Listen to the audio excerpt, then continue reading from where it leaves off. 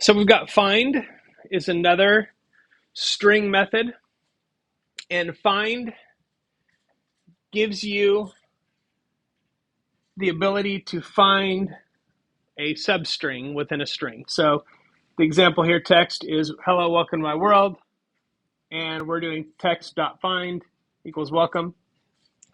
This method returns an integer that gives you the index position of the first character of the matching string.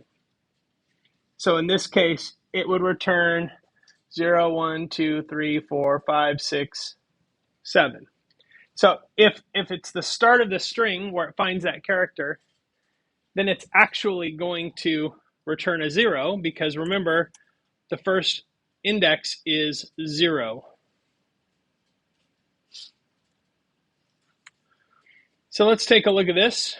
We have our AR words again, but I don't need the array because this is a string method. AR dot find, and I'm looking for this. Okay, let's just print that out. So it should print a 0 because the first character of this is found right here at index 0 in the string. So anytime I find something that is a match,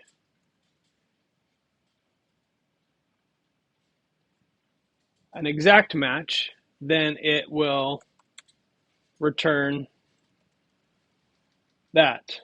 And if I put something in there that it does not find, it returns a -1.